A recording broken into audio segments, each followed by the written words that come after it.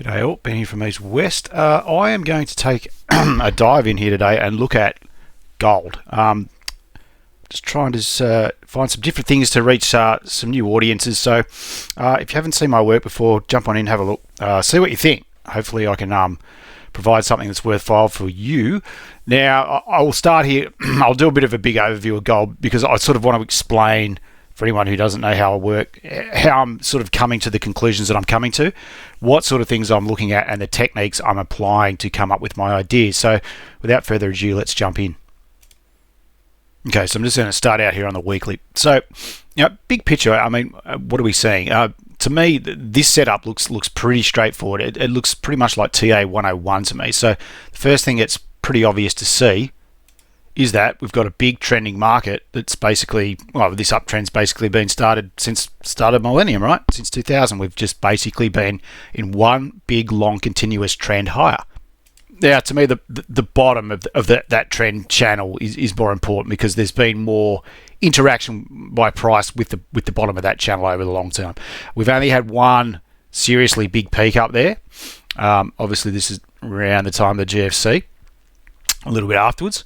Obviously, when QE was in full swing, probably. But when I look at this, it just naturally, what my eyes is just drawn to is this. Okay, just the general natural shape of any market. And of course, when we apply a retracement to that, what do we get? For me, at least, is just classic, technical 101. Pardon me, wrong tool. Where we've gone up, we've grabbed this high, we've retraced 50% of this move. And then this move has now gone external, which means we've got above this high. Okay, very, very simple. That's what we base everything off for now. Now, the expectation for me is that at some point this will come back. Whether or not it goes on further like that, I suspect it probably does. But that is just the general basis of what you would expect the patterns of the market to be. Okay, just cycles up, cycles down, cycles up, cycles down, and that is just how a trend builds. Very simply. Now, the other thing that was just happening close in here when we got down to this point is just more very simple TA. What have we got when we look left?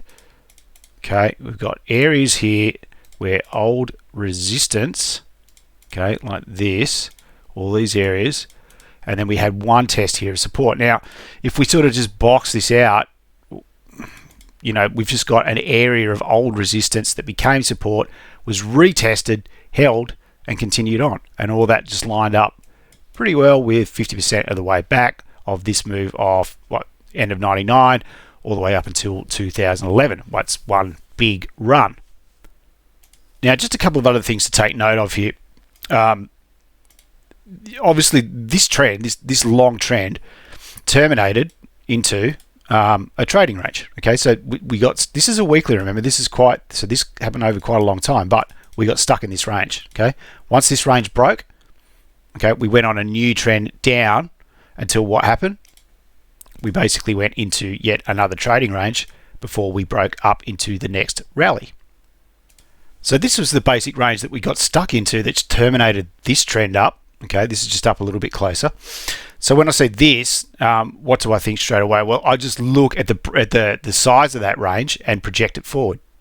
And one of the expectations that we have when the range breaks is that we'll quickly travel the market. This is kind of where I think that the range is broken, because we've basically had three lows here and we've had three highs coming in here which contain price, and that's for quite a long time. That's September 2011, and we didn't break until 2013. It's almost a 2-year range. But what happened here is we very quickly traveled 100% the length. So we expanded the range very, very quickly as we came into basically a new downtrend.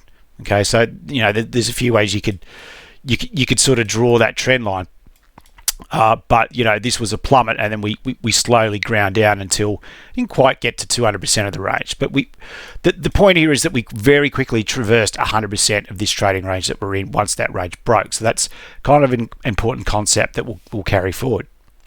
Now, at this point, after we sort of broke this sort of downward trend move here, okay, and retested the trend line from above, which is also important. But when you're in this situation where you can't really draw anything, to me, I mean, maybe you could sort of say that's pretty good.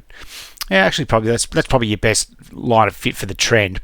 But basically, the way I'd look at this is this whole move is that, you know, we came into more or less, we've got a lot of tops here, and we've got kind of not quite a double bottom, but we've got kind of a trading range in here as well. Now, to me, the market kind of started to try to push away. I mean, that's a good move, right? That's a strong push away from the bottom. So for me, I would then be just looking at a retracement of that. Now, this one came pretty deep. Okay, it sort of broke. There's nothing that says it has to hold retracement zones. It's just a good sign of trend continuation, I think, when they do. Okay, this one broke through, so you know the sellers still had enough power to get it through that area.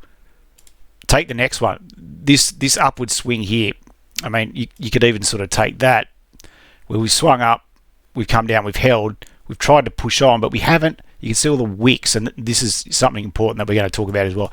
All these wick rejections at the top of this range. Market failed, moved back through, and you know, sort of broke back through the retracement zone, and didn't really set up that move that we want to see, which is that. So when you're moving closer, you'll see these sort of everywhere. I mean, you know, like, yeah, this move here. Okay, so let this move from here to here held and went external, so that was quite good. You know, you move on to the next pivot. What happened? So that's this one broke, wasn't as good, and then we had, of course, this big downtrend. But when we start looking at off the bottom here, okay, we had this first one. Okay, so let's just get rid of that one. So we had this first one that got up, that held and went external. So what do? We take, let's move it up here. We take this pivot low there. We move this up to, pardon me, we move this up to this pivot. What do we get? Another one. And then we've got here a combination of the retracement going external mixed in with the top of breaking that range. Is why we got the powerful move away. Okay, and that really set up. So that the combination of that's what set up the trend. This was the next move up. Didn't get to the retracement. We keep anchoring off this, and we just keep pulling to the next highs until we hit the retracement that came in, tested the old support. But at this point, we are still well and truly, you know, in the trend. Okay, so the trend's well and truly established by now as we break out of that trading range that we're in. Next pivot, what happened? Up, back, held the 61.8 on numerous occasions, failed to break the high, and then broke down. Okay, so all of a sudden, what are we here? Well, I would kind of say that now we are in another trading range which terminated this trend. So what kind of happened here? We had this, we went very quickly, went the 100. You can see how the market just shied away from that 100, but we've quickly gone nearly 300% of this original range off the break of this. Okay, so big strong trend, but you can see how nothing's exact, but you can see how we got close. I mean, that's 2073, 2111. So there's a little bit of a gap there up to 300, but you can't expect these things to be perfect. But the point being is that whenever we see these expanded ranges, you know, that means the trend is usually terminated, but we are waiting for the setup of the next trend higher, and we can expect a fast move, at least 100% of the original trading range. So this is the current sort of trading range that we're in now, right? It's quite broad. It went on for quite some time, but you know, so there's 100% of the trading range. You can see here how now we've broken it. We're very quickly moving towards, once again, that 100%, which is up around just above $2,500. But once again, I mean, let's look at the retracements of this whole move. Now, when we went back, it was the start of this move, right? That low was the one that propelled us.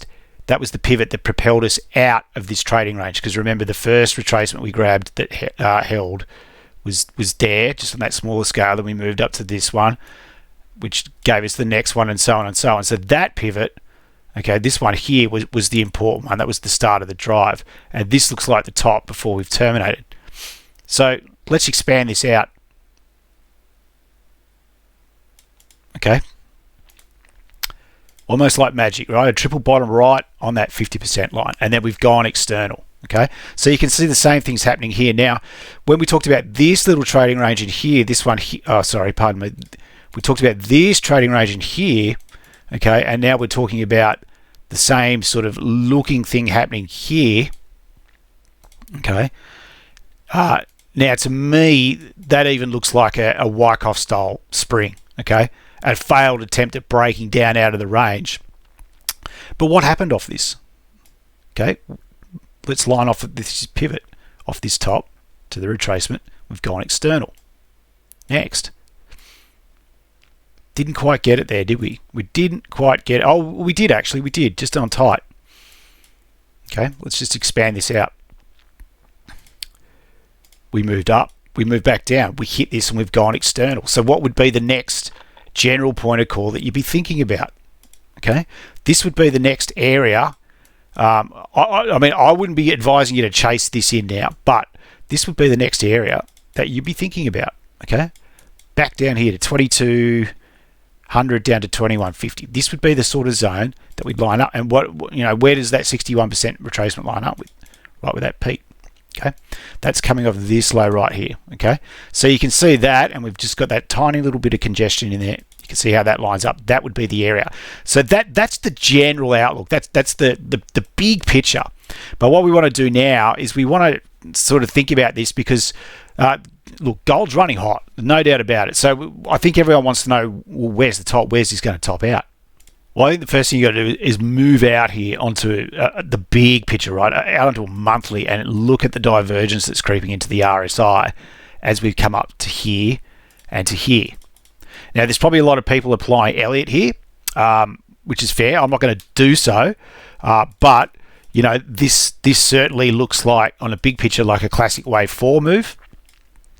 You know, but you know, the problem is, how do you make that a 3? But the point being is that if this is the peak of 3, what you generally be seeking, like the last peak will diverge from the second last peak. So we had this big peak here, and now we are diverging away.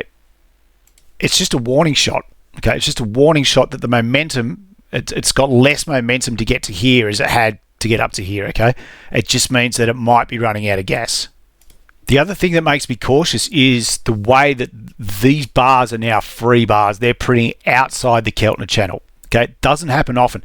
It started happening here, and the market corrected. Okay, if you go back over the time over a Keltner, you don't often get these bars, and these are weekly bars, these whole weekly bars that print outside the Keltner. It usually means that there's a correction in the offing. Okay, we got one, we started printing, we got a couple here, little correction. We got a couple here, and then we had a big correction. That was a big correction. Okay, that's a big fall. So it's happening again. It's very, very hot, and on any measure you use to look at momentum or volatility, these bars printing outside the Keltner are definitely a warning shot to me that the top is imminent. Now, when I say the top is imminent, what I mean is that, let me qualify. I think this trend might be close to terminating. Okay, so when I say the trend's terminating, it doesn't necessarily mean it's gonna crap out like that. It just might mean, you know, if everything stays the same, that we're going to go into another trading range like that, and then the market will decide whether or not it wants to come off or if it wants to break away and go higher, as we've just seen in some of those other little examples that we had. Okay. Now just look at this now, like this is back on a daily here. Okay, so what's that? That's 23.91. So I think you can say today's close, or the close at the end of the week, has been basically the highest close we've had for gold. Okay, but what concerns me the most is if you just look at all the wick rejections we've basically had above $2,400. The market to me just looks like it's starting to struggle to push any higher. You could really even point to the last day, Friday this week, being more bid because of what happened on Friday Asia time when the Middle Eastern tensions flared up again, and that's what drove gold onwards back up to challenge this zone. But to me, it still looks like, just price action. It's just telling you that it's starting to struggle. So down here on an hourly, like this is that zone where all those wicks are, and just sort of look what's happening here. I mean, the market had obviously just lost all sense of control here, and I think this looks like maybe the payrolls number, because this sort of just started absolutely getting hammered at midnight my time, so that's probably around about payrolls, I'd suggest. But the point being is, since then, every time it's got back up here, okay, they've pushed it up, but once it's got above here, you can sort of see, right, when you look at the volume. Okay, so let's just zone this out a bit. Now here they've pushed it up, okay, on a bit of volume they've pushed it up, but once it's got up here, there's no follow through. Okay, to me that means that the sellers are having trouble finding buyers to participate here as we start to get to $2,400. Same thing here, right?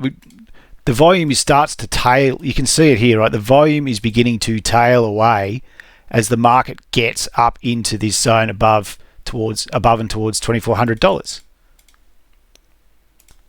Here it looks like that they've made a bit more of an attempt as the market's got up, but once again, I mean, it's sort of got up here. It's held, but they're not finding a lot of willing participants as we get above here.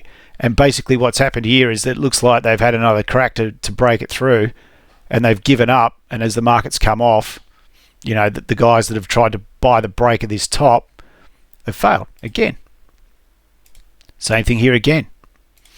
Okay, as we've got up here, they've just struggled to find enough buyers above this level to get participation with, and the volume's dropped away as the price has tailed off.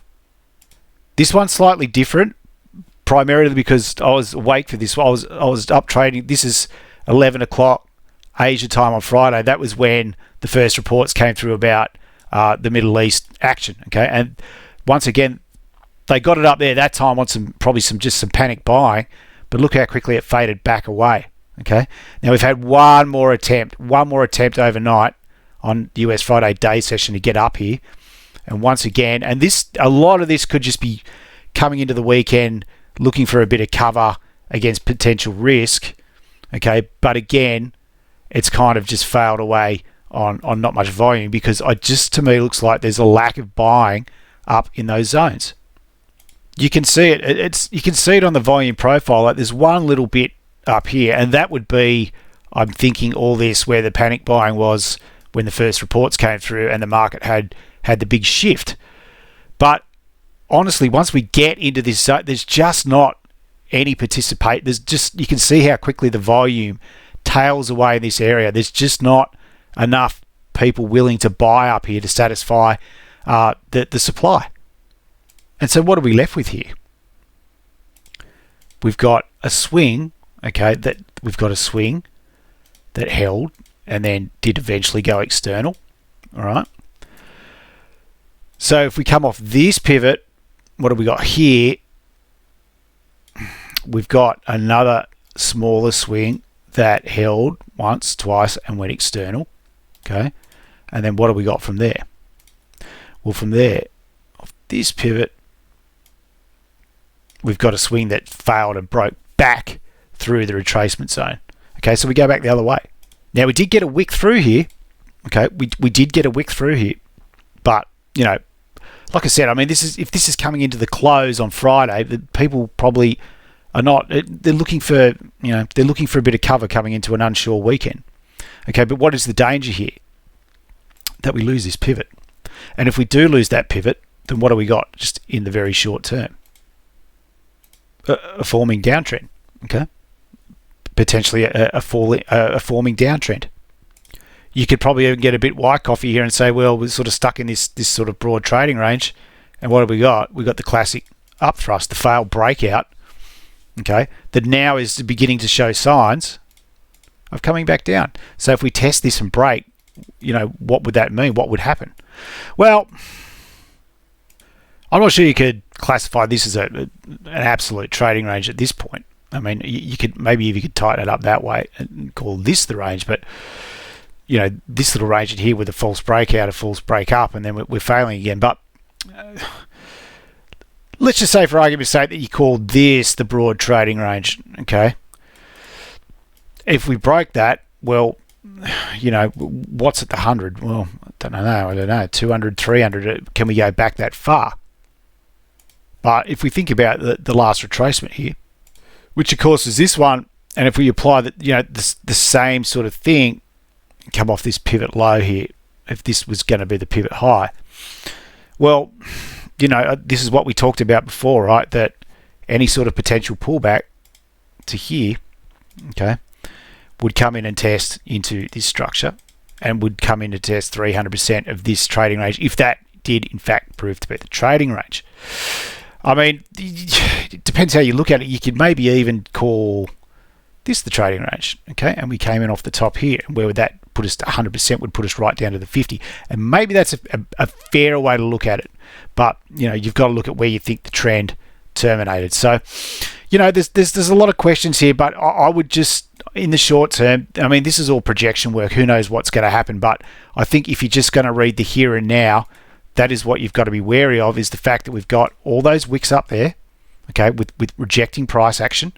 And as we sit here on the hourly, on the hard right edge of the market, we've got the potential for a forming downtrend, which would threaten to break us out of any broad area of support that the market has enjoyed over the last week and a bit. Okay, so that would be the danger. I mean, those big picture targets we see, but right now we just watch this, because if this plays out, I think that's when you go back, and then you can start putting all that other stuff together and thinking, okay, well, this is starting to look rather dire. I need to not be in gold, or I need to do whatever I'm going to do with gold stocks. But that would be what I'd be looking at. So every video I do won't be like this, won't be this long. I just thought I'd explain the overall structure of how I'm looking at this, what I'm seeing and what I'm thinking. So I hope you enjoyed that. See what sort of interest I get off this sort of video. If I do get something, then I'll do some more. I want to cover silver and probably copper as well. But they won't be quite as comprehensive, because I mean, look, the rabbit hole goes as deep as you want, right? So I don't want to bore you to death, but I just wanted to explain how I'm looking at this market to come to the conclusions that I'm looking at. So thank you very much for watching. Thank you for your time. Hopefully I'll see you in the next video. Bye for now.